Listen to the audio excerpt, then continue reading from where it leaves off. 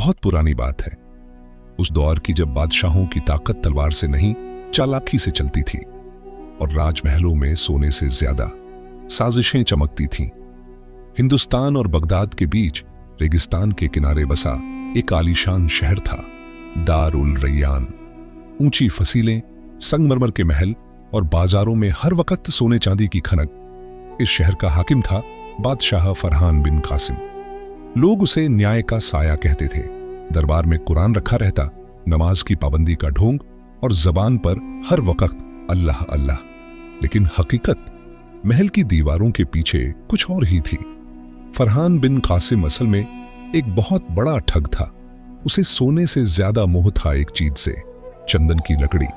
वो खास किस्म की चंदन जो सिर्फ दूर के जंगलों में मिलती थी, जिससे इत्र बनता, जिससे मस्जिदों के मिंबर बनते और जिसकी खुशबू बरसों तक रहती। कहा जाता था जिस घर में असली चंदन हो वहां शैतान भी दाखिल नहीं होता। लेकिन फरहान उस चंदन को इबादत के लिए नहीं बल्कि धोखे और दौलत के लिए चाहता था। शहर के बाहर एक गरीब बढ़ई रहता था, नाम था यूसुफ इब्न सलीम। सादा कपड़े, छोटी झोपड़ी और दिल में अल्लाह का डर। यूसुफ को जंगल से लकड़ी लाने का हुनर था। वो हर किस्म की लकड़ी पहचान लेता। एक दिन उसकी किस्मत ने उसे वो चंदन दिखा दिया जो बरसों में एक बार मिलता था। सफेद सी हल्की लालिमा और ऐसी खुशबू कि पूरा जंगल महक उठा। यूसुफ कांप गया। या अल्लाह, ये तो शाही चंदन है। उसे पता था इस लकड़ी की कीमत हजारों अशरफियां हो सकती है, लेकिन उसने वहीं सजदा किया, या रब, इसे हलाल रास्ते से ही बेचूंगा। कुछ ही दिनों में खबर फैल गई, एक गरीब बढ़ई के पास शाही चंदन है। ये बात सीधे महल तक पहुंच गई। फरहान की आंखें चमक उठी। चंदन, और वो भी असली? उसने अपने वजीर से कहा, उसे फौरन दरबार में बुलाओ। यूसुफ डरता कांपता दरबार पहुंचा। सोने का तख्त, रेशमी पर्दे और सामने बैठा वो बादशाह जिसकी आंखों में मुस्कान कम, चाल ज्यादा थी। फरहान ने मीठी आवाज में कहा, यूसुफ, सुना है तुम्हारे पास बहुत कीमती चंदन है। यूसुफ ने झुककर कहा, जी हुजूर, अल्लाह की मेहर है। वो लकड़ी मुझे बेच दो। बादशाह बोला, मैं मस्जिद के लिए मिंबर बनवाना चाहता हूं। यूसुफ की आंखों में चमक आ गई। अगर अल्लाह के घर के लिए है तो मेरी तरफ से आधी कीमत में ले लीजिए। यह सुनकर दरबार वाले हैरान रह गए, लेकिन फरहान के दिल में कुछ और ही चल रहा था। उसने सोचा, यह बेवकूफ गरीब आज तो मेरे जाल में फंस ही गया। फरहान ने कहा, पहले लकड़ी महल के गोदाम में रखवा दो, कल कीमत तय करेंगे। भोला यूसुफ मान गया। लकड़ी महल के सबसे गहरे तहखाने में रख दी गई और उसी रात फरहान ने अपने खास आदमी को बुलाया। ध्यान से सुनो, कल सुबह यह लकड़ी यहां नहीं होनी चाहिए। और दरबार में ऐलान होगा कि यूसुफ ने शाही खजाना चुराने की कोशिश की। आदमी घबरा गया। हुजूर, वो तो गरीब आदमी है। फरहान की आंखें सख्त हो गईं। गरीब हो या अमीर, मेरे रास्ते में जो आएगा मिटेगा। सुबह होते ही दरबार में शोर मच गया। शाही चंदन गायब है। कोई चोर महल में घुस आया और कुछ ही देर में सिपाही यूसुफ को पकड़कर ले आए। उसके चेहरे का रंग उड़ चुका था। हुजूर, मैंने कुछ नहीं किया, अल्लाह गवाह है। लेकिन फरहान गुस्से का नाटक करते हुए गरजा, झूठ मत बोल, लकड़ी तुम्हारी थी, अब गायब भी वही है। दरबार में फुसफुसाहट फैल गई और यूसुफ समझ गया वो एक बहुत बड़े जाल में फंस चुका है। दरबार में सन्नाटा छा गया था। संगमरमर के खंभों के बीच सिर्फ यूसुफ की कांपती सांसों की आवाज गूंज रही थी। दो सिपाही उसके दोनों बाजू पकड़े खड़े थे। सामने सोने के तख्त पर बैठा फरहान बिन कासिम, चेहरे पर गुस्से का नकाब, लेकिन आंखों में जीत की चमक। वजीर आगे बढ़ा, हुजूर, अगर लकड़ी वाकई इसी की थी तो शक भी इसी पर जाता है। यूसुफ रो पड़ा, अल्लाह की कसम, मैंने कुछ नहीं चुराया, वो लकड़ी तो मैंने खुद आपके हवाले की थी। फरहान ने जोर से तख्त पर हाथ मारा, बस, दरबार में झूठ बोलने की जुर्रत? फिर सिपाहियों की तरफ देखकर हुक्म दिया, इसे कैद खाने में डाल दो जब तक सच न उगल दे। यूसुफ को घसीटते हुए बाहर ले जाया गया। उसकी आंखों से आंसू बह रहे थे, लेकिन जुबान पर बस एक ही लफ्ज था, या अल्लाह, तू ही गवाह है। कैद खाना, महल के नीचे बना अंधेरा तहखाना। सीलन भरी दीवारें, जमीन पर गीली मिट्टी और कोनों में जंजीरों की जंग लगी आवाज। यूसुफ को एक पत्थर के खंभे से बांध दिया गया। पहली रात उसे न पानी मिला, न खाना, सिर्फ अंधेरा और दिल में जलता सवाल, मैंने क्या गुनाह किया था? उसने सजदे में सिर रख दिया, या रब, अगर ये आजमाइश है तो मुझे सब्र दे। उधर महल के तहखाने में फरहान अपने खास आदमियों के साथ बैठा था। उसके सामने वही शाही चंदन की लकड़ी रखी थी। दियों की रोशनी में वो लकड़ी और भी चमक रही थी।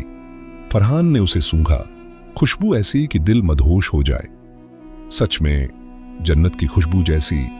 वजीर बोला, हुजूर, अब इसका क्या करेंगे? फरहान की आंखों में शैतानी चमक आ गई। इस लकड़ी से मैं ऐसा इत्र बनवाऊंगा जो सिर्फ बादशाहों के पास होगा। और कीमत? फरहान हंसा, कीमत नहीं, दौलत का ढेर। फिर वो धीरे से बोला, और वो गरीब यूसुफ, उसे ऐसा सबक मिलेगा कि कोई फिर मेरे सामने सच बोलने की हिम्मत न करे। दूसरे दिन दरबार में ऐलान हुआ, यूसुफ इब्न सलीम ने शाही चंदन चुराने की कोशिश की है। जब तक जुर्म कबूल न करे उसे सजा दी जाएगी। शहर में हंगामा मच गया। कुछ लोग बोले, नहीं, यूसुफ ऐसा नहीं हो सकता, लेकिन ज्यादातर लोग डर के मारे चुप रहे। शाम होते ही कैदखाने में दो जल्लाद आए। उनके हाथों में कोड़े थे। यूसुफ कांप उठा। भाइयों, अल्लाह के वास्ते, मैं बेगुनाह हूं। लेकिन कोड़े चल पड़े। 1, 2, 10। उसकी पीठ लहूलुहान हो गई, लेकिन हर चोट पर उसकी जुबान से बस यही निकलता, हस्बी अल्लाहु ला इलाहा इल्ला हूं। तीसरी रात यूसुफ बेहोशी और होश के बीच झूल रहा था। तभी कैदखाने का दरवाजा धीरे से खुला। एक बुजुर्ग अंदर आए, सफेद दाढ़ी, फटे कपड़े और चेहरे पर नूर। यूसुफ ने मुश्किल से आंखें खोली। कौन? बुजुर्ग ने धीमी आवाज में कहा, डरो मत बेटा, मैं इस शहर का पुराना फकीर हूं। अल्लाह ने मुझे तुम्हारे पास भेजा है। यूसुफ की आंखों से आंसू बह निकले।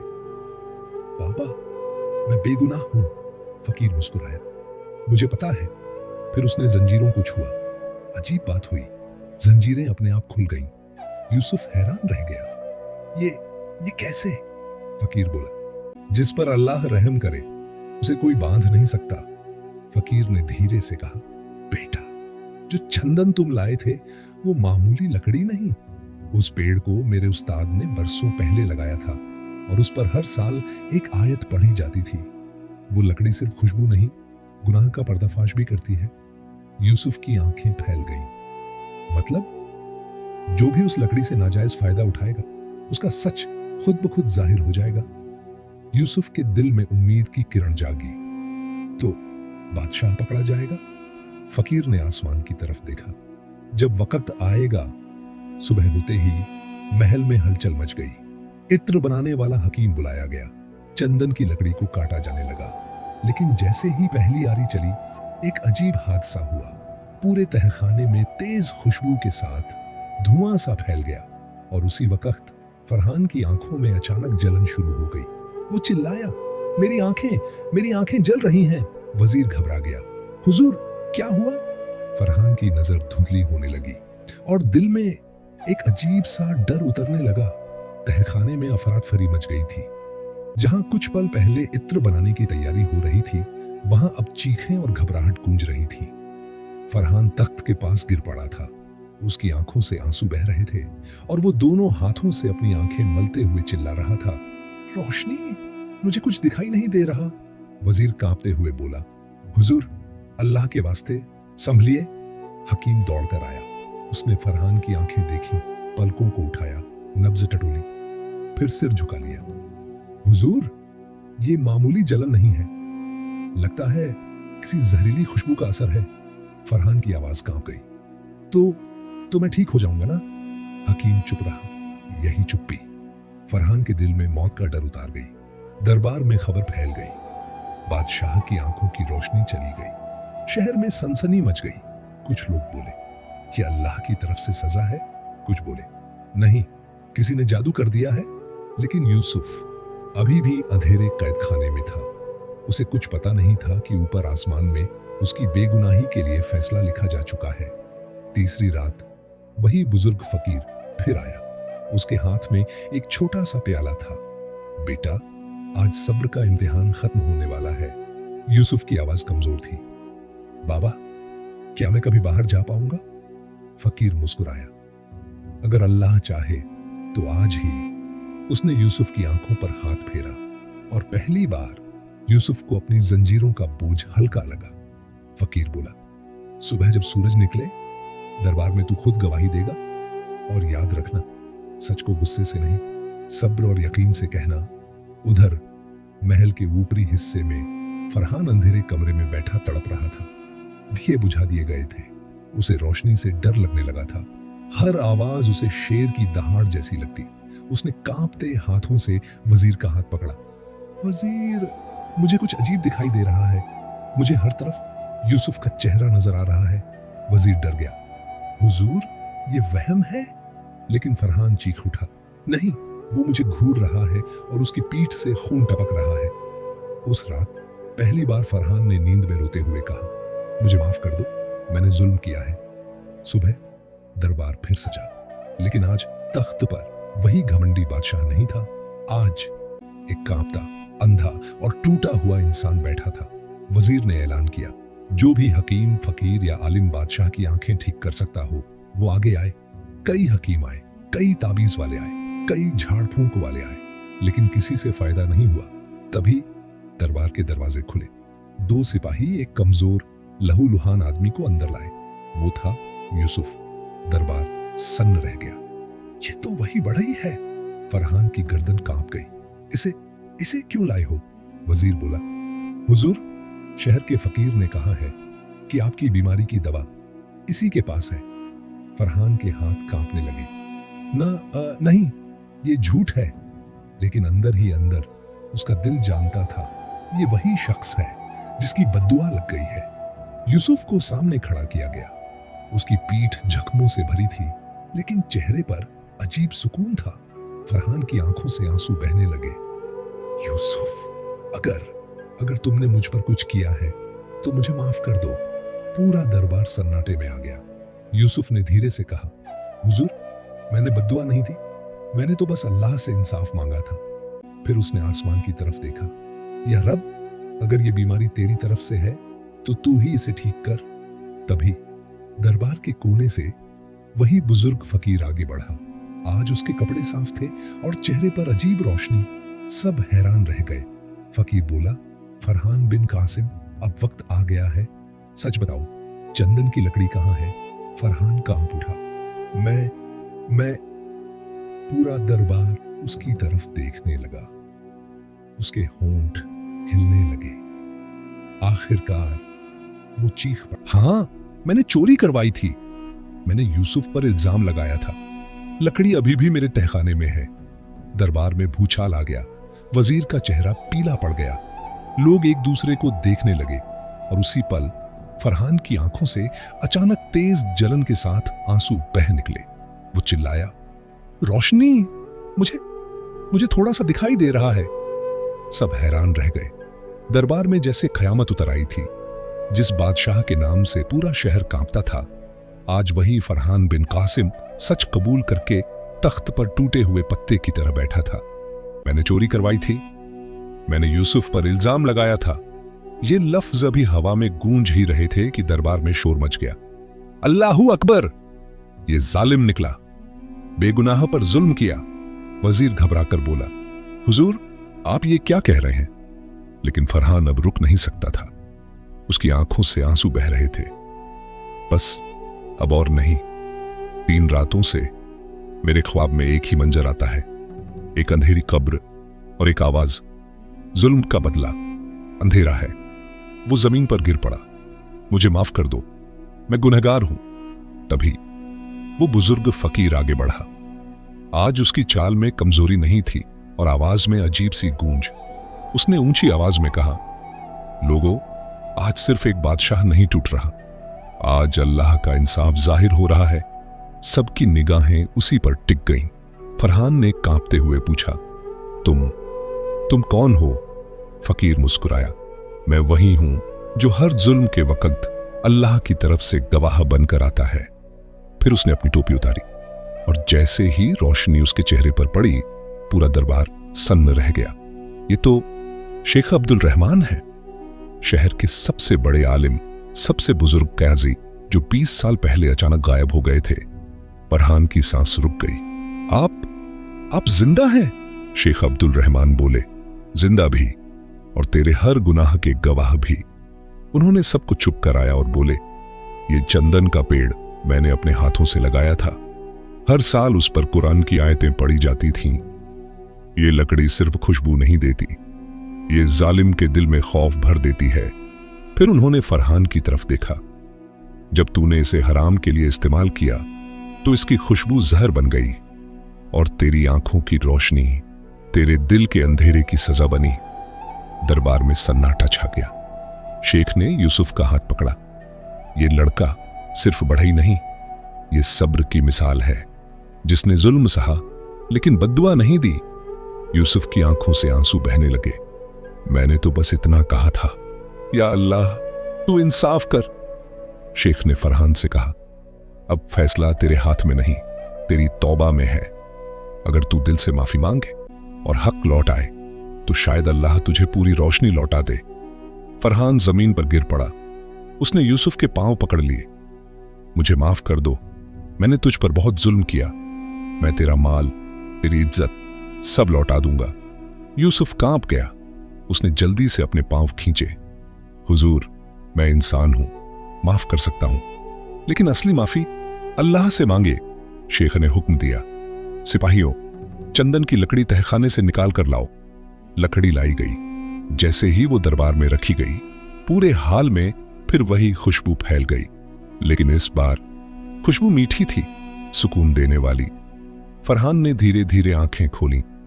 रोशनी, मुझे कुछ साफ दिख रहा है। सबकी सांस अटक गई। शेख ने कहा, यह पहली निशानी है, लेकिन पूरी शिफा तभी मिलेगी जब इंसाफ पूरा होगा। शेख ने ऊंची आवाज में ऐलान किया, आज फैसला होगा। या तो ये बादशाह तौबा करके इंसाफ का रास्ता चुने, या फिर यही तख्त इसकी आखिरी जगह बने। दरबार में हर दिल धड़क रहा था। अब सवाल यह था, क्या फरहान सच में तौबा करेगा? क्या यूसुफ को पूरा इंसाफ मिलेगा? और क्या चंदन की लकड़ी आखिरी चमत्कार दिखाएगी या आखिरी सज्जा? दरबार में ऐसा सन्नाटा था कि अगर कोई पत्ता भी गिरता तो उसकी आवाज सुनाई देती। सोने का तख्त आज कांटों से भरा लग रहा था। फरहान बिन कासिम कांपते हाथों से खड़ा हुआ। उसने चारों तरफ देखा, वजीर, सिपाही, दरबारी, और सामने खड़ा वो गरीब बढ़ई यूसुफ, जिसकी जिंदगी उसने तबाह कर दी थी। और एक तरफ रखी थी वो चंदन की लकड़ी, जो आज किस्मत का फैसला करने वाली थी। फरहान की आवाज टूट रही थी, मैं आज सबके सामने ऐलान करता हूं, मैंने जुल्म किया, मैंने धोखा दिया, मैंने एक बेगुनाह को मारने की कोशिश की। पूरा दरबार सन्न रह गया। उसने आगे कहा, आज से ये तख्त मैं किसी और को सौंपता हूं। लोग हैरान रह गए। वजीर चीख उठा, हुजूर, ये आप क्या कह रहे हैं? फरहान ने आंखें बंद करके कहा, जिस हाथ ने जुल्म किया वो हुकूमत के लायक नहीं। फिर वो धीरे धीरे तख्त से उतर आया। पहली बार कोई बादशाह खुद अपनी कुर्सी छोड़ रहा था। उसने यूसुफ की तरफ कदम बढ़ाए। सबकी सांसें थम गईं। फरहान ने सबके सामने यूसुफ के कदमों में सिर रख दिया। मुझे माफ कर दो, अगर मेरी वजह से तुम्हारी एक भी आह अल्लाह तक पहुंची हो तो मेरी दुनिया और आखिरत दोनों तबाह हैं। यूसुफ रो पड़ा। उसने कांपते हाथों से फरहान का सिर उठाया। हुजूर, मैंने आपको दिल से माफ कर दिया, क्योंकि मैंने अपने रब से सीखा है, माफ करना सबसे बड़ी इबादत है। पूरा दरबार अल्लाहू अकबर से गूंज उठा। शेख अब्दुल रहमान आगे बढ़े। उन्होंने ऊंची आवाज में ऐलान किया, आज से फरहान बिन कासिम इस शहर का बादशाह नहीं, लेकिन अगर इसकी तौबा सच्ची रही तो अल्लाह की रहमत से ये जन्नत का बादशाह जरूर बन सकता है। फिर उन्होंने वजीर की तरफ देखा, और तू जिसने जुल्म में साथ दिया, आज से कैद में रहेगा जब तक इंसाफ पूरा न हो जाए। वजीर रोता हुआ गिर पड़ा। अब आखिरी वक्त आया चंदन की लकड़ी का। शेख ने कहा, यूसुफ, ये लकड़ी अब तेरी अमानत है, तू चाहे तो इसे बेच दे या चाहे तो। यूसुफ ने धीरे से कहा, मैं इसे मस्जिद के लिए वक्फ करता हूं ताकि हर सजदा करने वाला मेरे रब की खुशबू महसूस करे। शेख मुस्कुराए। यही असली दौलत है। लकड़ी मस्जिद भेज दी गई। अब आखिरी दुआ। शेख ने फरहान को अपने सामने बिठाया। सब दरबार हाथ उठाकर खड़ा हो गया। या अल्लाह, जिसने आज सच्चे दिल से तौबा की है, उसकी तौबा कबूल फरमा। जैसे ही आमीन की आवाज गूंजी, फरहान ने अचानक आंखें खोली। रोशनी, मुझे सब साफ दिख रहा है। पूरा दरबार रो पड़ा। ये अल्लाह की तरफ से आखिरी निशानी थी कि तौबा कबूल हो चुकी थी। कुछ महीनों बाद दार उल रैयान बदल चुका था। नया बादशाह इंसाफ पसंद था। जुल्म के कानून टूट चुके थे। और फरहान, वो अब महल में नहीं रहता था। वो मस्जिद के बाहर बैठकर लोगों को पानी पिलाता, गरीबों की मदद करता और हर नमाज के बाद आंखों में आंसू लेकर कहता, या रब, मुझे दोबारा अंधा न करना, न आंखों से न दिल से। और यूसुफ, वो अब भी बड़ा ही था, लेकिन पूरे शहर में मशहूर था सब्र वाला अमीर, जिसके पास सोना नहीं लेकिन दुआओं का खजाना था। कहानी से मिलने वाला सबक, जुल्म कितना भी छुपा लो, अल्लाह की पकड़ जरूर आती है। सच्ची तौबा सबसे बड़ी दौलत है और सब्र हर चंदन से ज्यादा महकता है। अगर ये वाकया आपको अच्छा लगा हो तो इसे लाइक जरूर करें और ऐसी ही नेक कहानियों के लिए हमारे चैनल को सब्सक्राइब करना न भूलें। अल्लाह आपको खुश रखे। आमीन।